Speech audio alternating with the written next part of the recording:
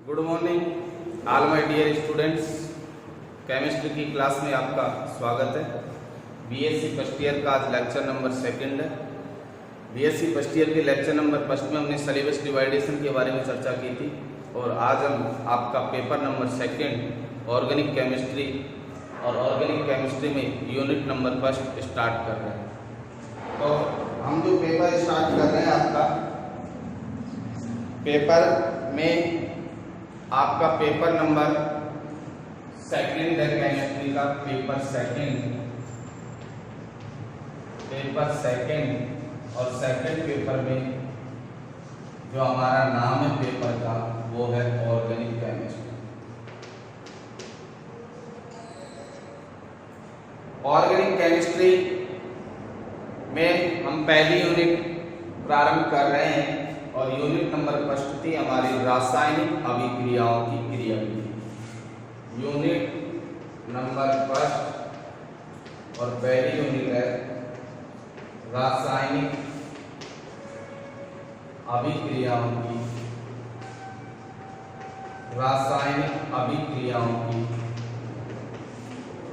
क्रियाविधि। रासायनिक अभिक्रियाओं की क्रियाविधि। रासायनिक अभिक्रियाओं की क्रियाविधि जिसे हम बोलते हैं mechanism of chemical reaction. Mechanism of chemical reaction. रासायनिक अभिक्रियाओं की क्रियाविधि में हमारा पहला टॉपिक रहेगा समांश एवं विषमांश विखंडन। समांश एवं विषमांश विखंडन जिसे बोलते हैं homolytic and heterolytic cleavage. Homolytic means समांश विखंडन और हेट्रोलाइटिक क्लीवेज मीन्स विषमांश विखंडन होता है। देखो समांश विखंडन और विषमांश विखंडन से हम क्या समझते हैं, पहले से हम ध्यान से समझेंगे समांश विखंडन क्या होता है और विषमांश विखंडन क्या होता है।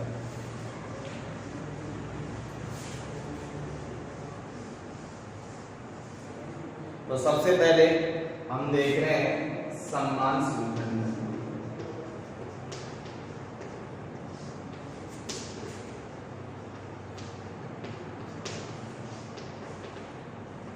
जिसे इंग्लिश में बोलते हैं होमोलाइटिक क्लीवेज।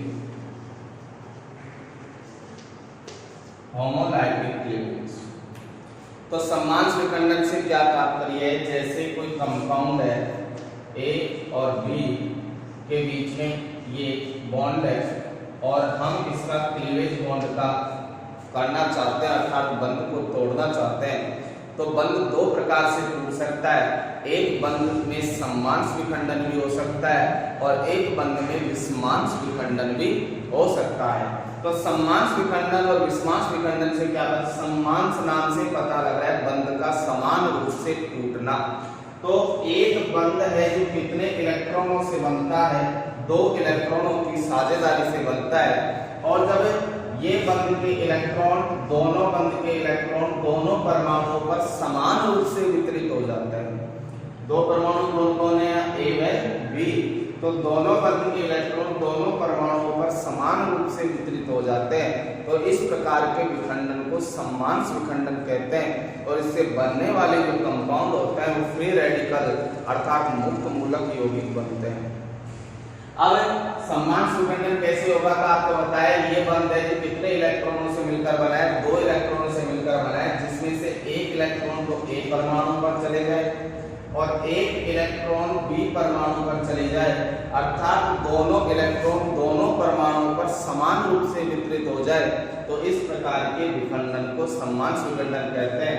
जब एक इलेक्ट्रॉन ए पर जाएगा तो ए के ऊपर एक इलेक्ट्रॉन बन जाएगा और बी पर जाएगा एक इलेक्ट्रॉन तो बी के ऊपर एक इलेक्ट्रॉन आ जाएगा। तो इस प्रकार से यहाँ मुक्त मूलक या जिसे हम बोलते हैं फ्री रेडिकल का क्या होता है, निर्माण होता है। तो सबसे पहले हम सम्मांश विखंडन के बारे में चर्चा करेंगे और सम्मांश विखंडन के बारे में लिखेंगे। सम्मांश विखंडन के बारे में हमें नोट करना है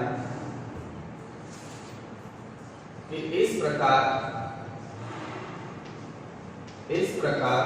के विखंडन में बंध के साजित इलेक्ट्रॉन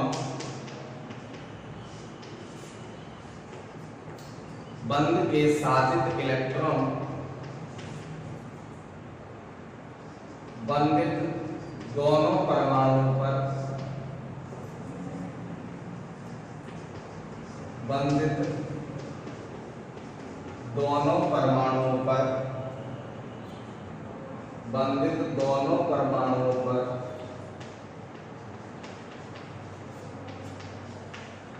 समान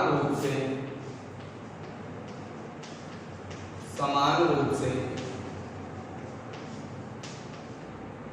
वितरित हो जाते हैं।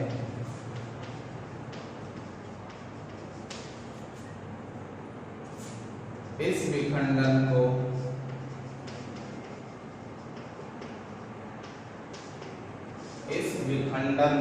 को सैमांश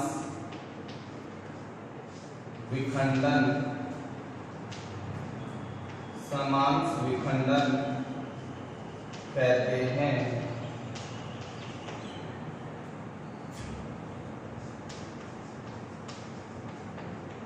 समांश विखंडन को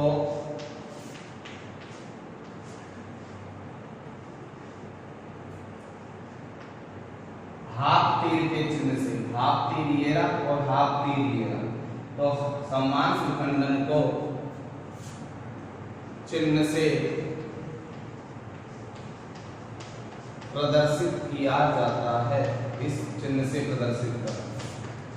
प्रदर्शित किया जाता है।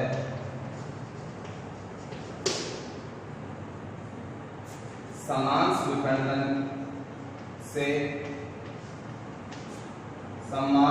विखंडन में बंधित दोनों परमाणुओं पर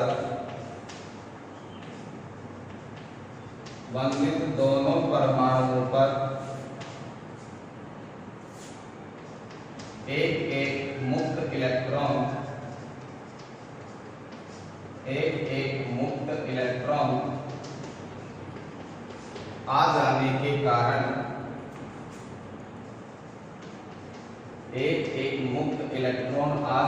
के कारण मुक्त मूलक का अर्थात फ्री रेडिकल, मुक्त मूलक जिसे बोलते हैं फ्री रेडिकल का निर्माण होता है। मुक्त मूलक का निर्माण होता है। और एग्जाम्पल इसका हम देख सकते हैं, उदाहरण कि A और B दो बंधित परमाणु है जिनमें होमोलाइटिक क्लीवेज करवाया अर्थात सम्मांश विखंडन करवाया, और सामान्यतः ये प्रकाश की उपस्थिति में होता है। तो यहाँ पर A और B पर एक मुक्त इलेक्ट्रॉन प्राप्त हुआ जिसे मुक्त मूलक के नाम से जानते हैं।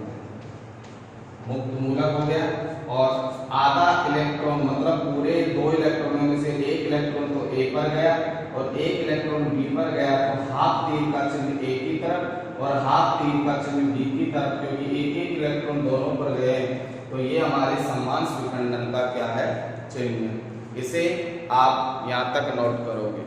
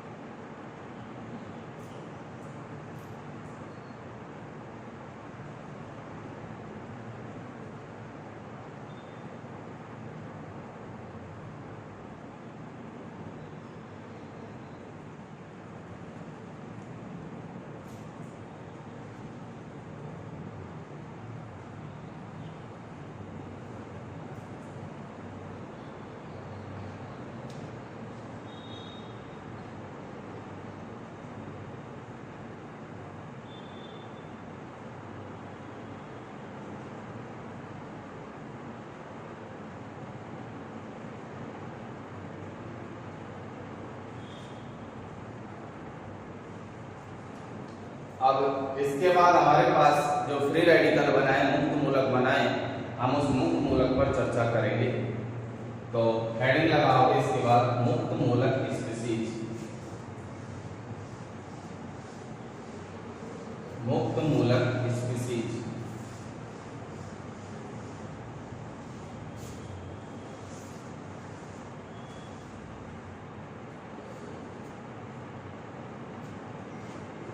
इसी का एक एग्जांपल हम यहाँ से समझ लेंगे। इसी के नीचे उदाहरण नोट कर लेना, जैसे CH3 के अंदर हमने फ्री रेडिकल करवाया, तो एक इलेक्ट्रॉन इस पर और एक इलेक्ट्रॉन इस पर, तो मैथिल मुक्त मूलक का हमारे पास निर्माण होता है। ये रेडिकल है। अब हम अलग से पढ़ेंगे मुक्त मूलक स्पीशीज, मुक्त मूलक स्पीशीज। इसी के अंदर चल रहा है सम्मास विखंडन के अंदर। तो मुक्त मूलक स्पीशीज जैसे हम इसी पर चर्चा कर लेते हैं CH3 रेडिकल पर। तो CH3 में कार्बन परमाणु से 3 तो हाइड्रोजन परमाणु बंधित है और एक इलेक्ट्रॉन pz कक्षक में उपस्थित होता है। आयोनिक इलेक्ट्रॉन कौन से ऑर्बिटल में उपस्थित होता है? pz के अंदर। अब मैं इस कार्बन परमाणु का अर्थात CH3 रेडिकल का आपसे संकरण पूछूं, तो इस कार्बन परमाणु का जो संकरण होता है वो होता है sp2 संकरण, और sp2 संकरण में बंध कोण पाया जाता है कितने डिग्री का? 120 डिग्री का। तो इस प्रकार से हम मुक्त मूलक स्पीशीज में क्या कह सकते हैं कि मुक्त मूलक स्पीशीज में कार्बन परमाणु sp2 संकरित अवस्था में होता है तथा इनके मध्य का बंध कोण 120 डिग्री का होता है तथा इसमें उपस्थित आयोनिक इलेक्ट्रॉन pz ऑर्बिटल में क्या होता है? पाया जाता है। अब इस मुक्त मूलक स्पीशीज में आपसे कुल इलेक्ट्रॉनों की संख्या पूछ ली जाए, तो कुल इलेक्ट्रॉनों की संख्या तो 2 इलेक्ट्रॉन तो इस बंध में, 2 इलेक्ट्रॉन इस बंध में, 2 इलेक्ट्रॉन इस बंध में, तो 6 इलेक्ट्रॉन तो ये हो गए, और एक हमारे पास आयोनिक इलेक्ट्रॉन है तो 6 और एक कितना इलेक्ट्रॉन हो गया? 7। तो CH3 रेडिकल मुक्त मूलक स्पीशीज में कुल इलेक्ट्रॉनों की संख्या कितनी होती है? 7 होती है। लेकिन अष्टक नियम के अनुसार अष्टक पूर्ण होने के लिए कितने इलेक्ट्रॉन की आवश्यकता होती है? 8 की। अर्थात इसके अष्टक को पूर्ण होने के लिए, अपने स्थायित्व को प्राप्त करने के लिए कितने इलेक्ट्रॉन की आवश्यकता है? 1 इलेक्ट्रॉन की आवश्यकता होती है। अर्थात इसके पास 1 इलेक्ट्रॉन की कमी होती है, इसलिए इलेक्ट्रॉन न्यून स्पीशीज भी कहलाती है। न्यून का मतलब इलेक्ट्रॉन की कमी वाली स्पीशीज। तो इन चीजों के बारे में हम यहाँ लिखेंगे। CH3 रेडिकल में कार्बन परमाणु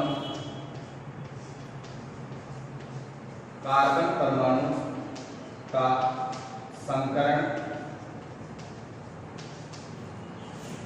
sp2 होता है तथा इसका बंध कोण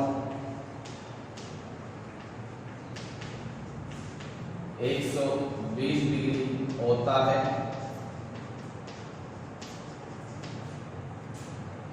इसमें कुल इलेक्ट्रॉनों की संख्या कुल इलेक्ट्रॉनों की संख्या कितनी बताई है? 7 होती है। अतः अष्टक नियम के अनुसार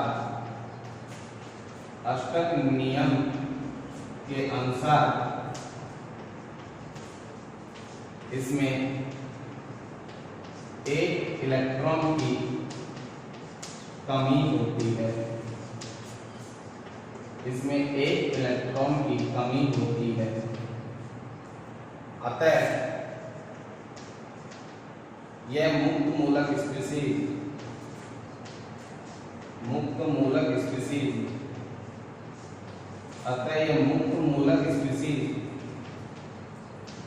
इलेक्ट्रॉन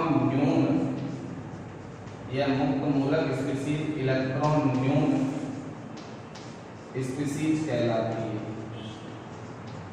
इलेक्ट्रॉन न्यून स्पीशीज कहलाती है। अब इसके बाद में हम देखेंगे स्टेबिलिटी ऑफ फ्री रेडिकल, अर्थात मुक्त मूलकों का स्थायित्व। तो मुक्त मूलकों के स्थायित्व को मुख्यतः निम्न दो कारक प्रभावित करते हैं। एक तो होता है इंडक्टिव इफेक्ट जिसे बोलते हैं प्रेरणिक प्रभाव, और एक होता है हाइपर कॉन्जुगेशन जिसे बोलते हैं अतिसंयुग्मन प्रभाव। तो पहले आप इसे नोट करोगे, इसके बाद हम दोनों इफेक्ट पर चर्चा करेंगे।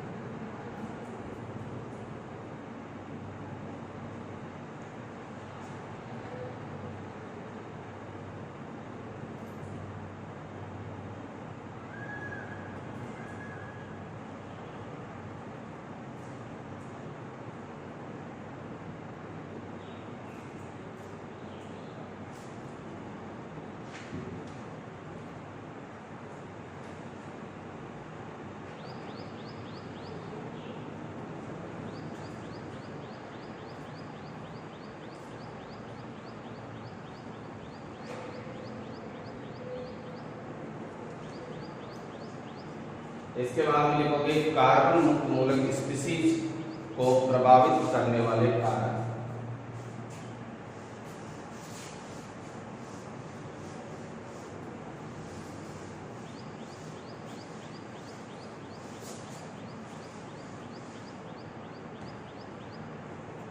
रेडी है? कार्बन मुक्त मूलक स्पीशीज के स्थायित्व को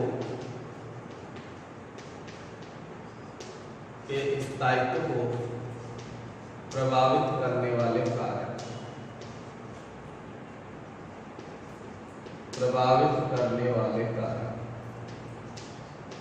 तो इसको प्रभावित करने वाले कारक मुख्यतः दो होते हैं, जिसमें पहला है हमारा प्रेरणिक प्रभाव,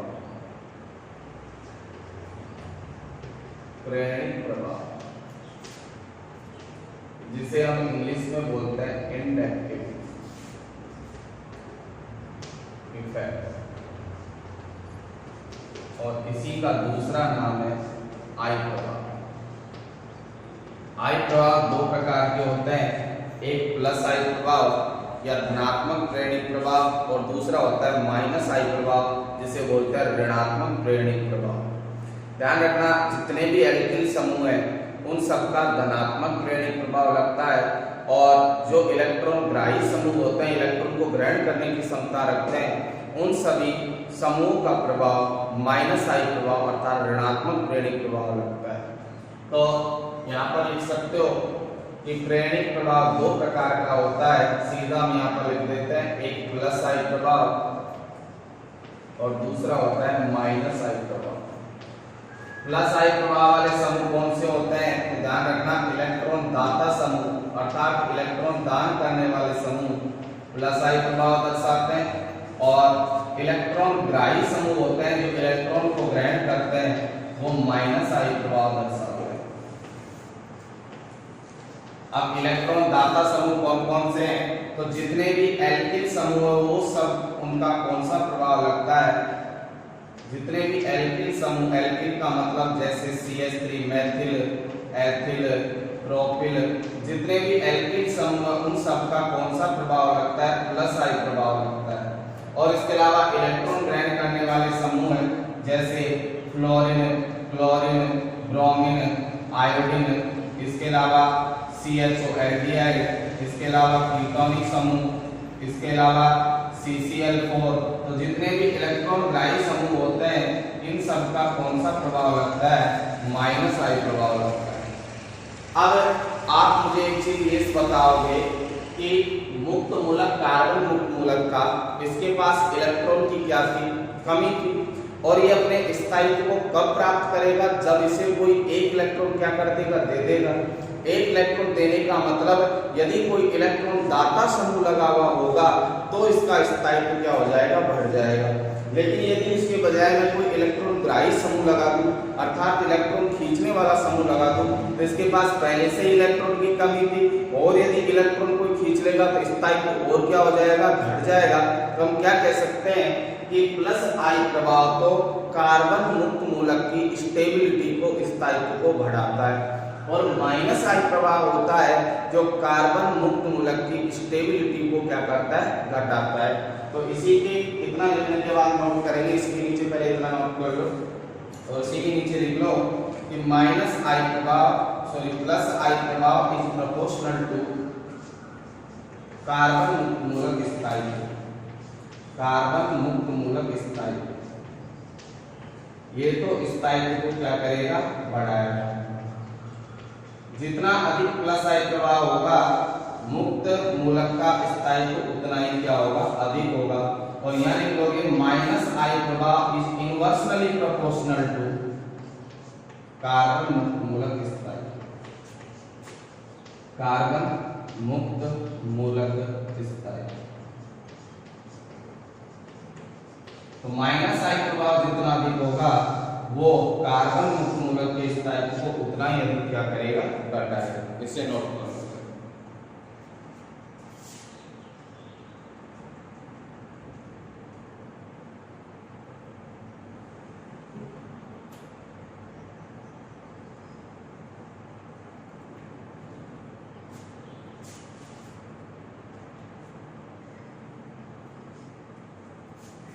इतना नोट करने के बाद इसी में आगे हम कुछ एग्जांपल्स लिखेंगे और उनमें आपको कार्बन मुक्त मूलकों के स्थायित्व का ऑर्डर बताना है।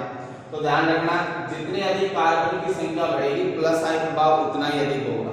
अर्थात CH3 से अधिक प्लस आई प्रभाव C2H5 का है, C2H5 से अधिक प्लस आई प्रभाव किसका है, C3H7 का।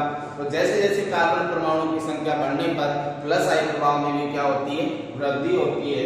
और प्लस आई प्रभाव बढ़ेगा तो कार्बन मुक्त मूलकों के स्थायित्व में भी क्या होती है, वृद्धि होती है।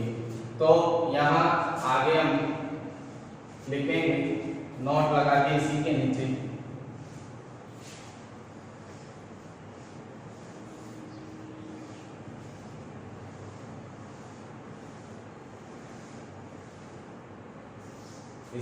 लिखेंगे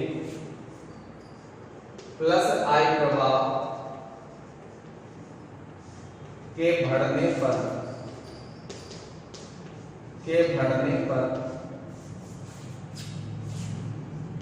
कार्बन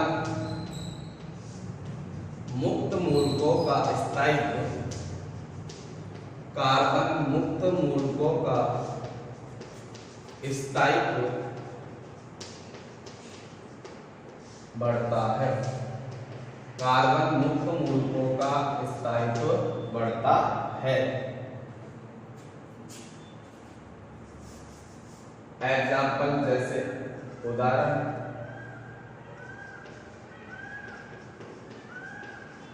तृतीय कार्बन मुक्त मूलक,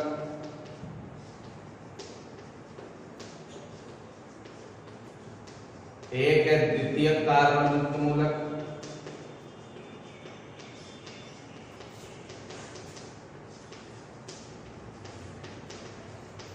एक है प्राथमिक कार्बन मुक्त मूलक,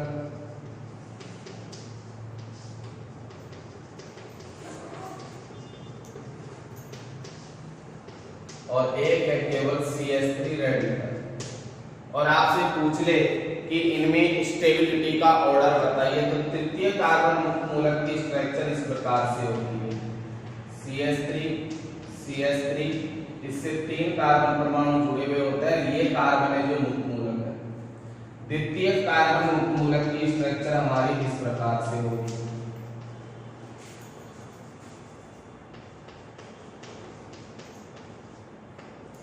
ये हमारा हो गया 2 डिग्री कार्बन मुक्त मूलक। और प्राथमिक कार्बन मुक्त मूलक की स्ट्रक्चर हमारी इस प्रकार से होगी, और ये हमारा CH3।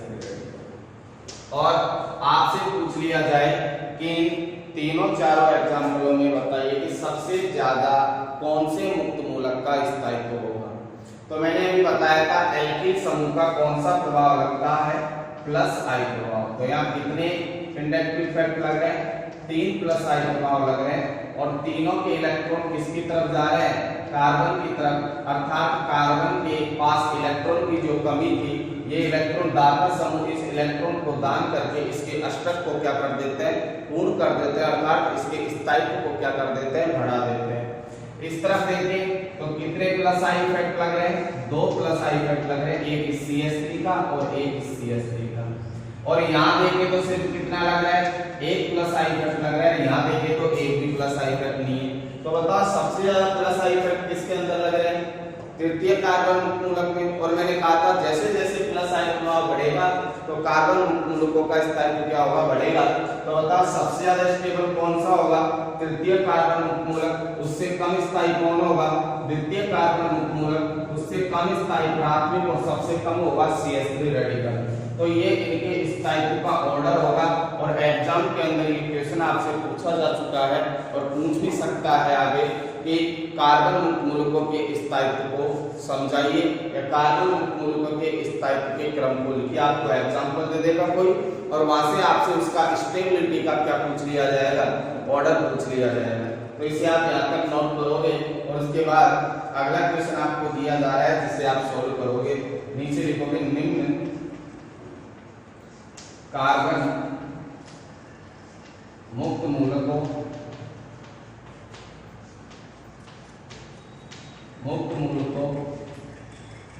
के स्थायित्व का क्रम लिखिए।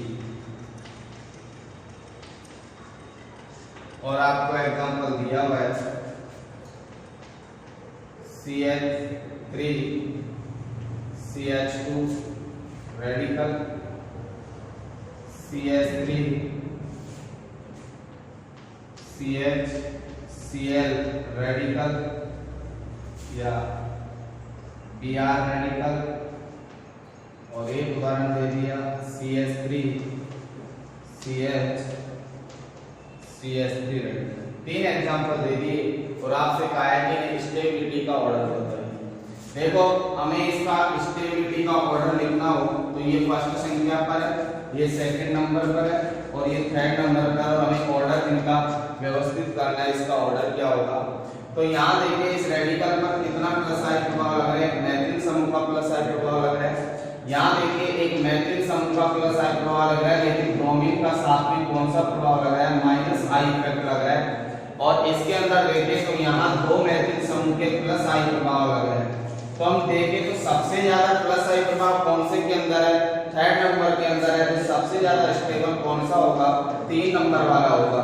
लेकिन उसके बाद हम देखें कि पहले वाले में भी प्लस 1 आई प्रभाव लग रहा है, दूसरे वाले में भी प्लस 1 आई प्रभाव लग रहा है, लेकिन इसमें प्लस आई प्रभाव तो समान है, लेकिन इसके साथ साथ यह कौन सा प्रभाव भी काम कर रहा है, माइनस आई। तो माइनस आई स्थायित्व को क्या करता है, घटाता है। तो इसलिए सेकंड नंबर से पहले किसका नंबर आएगा, फर्स्ट नंबर, और फर्स्ट नंबर के बाद किसका नंबर आएगा, सेकंड नंबर। तो ये इनके स्थायित्व का क्या होगा, ऑर्डर होगा। नोट करोगे।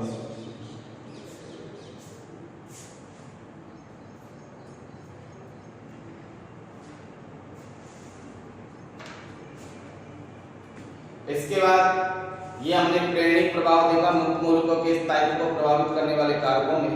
इसके बाद इसी में मुक्त मूलकों के स्थायित्व को प्रभावित करने वाले कारकों में दूसरा इफेक्ट आता है हाइपर कॉन्जुगेशन, जिसे बोलते हैं अति संयुग्मन प्रभाव। और इस अति संयुग्मन प्रभाव की चर्चा हम नेक्स्ट क्लास में करेंगे। आज की क्लास के लिए धन्यवाद। जय हिंद, जय भारत।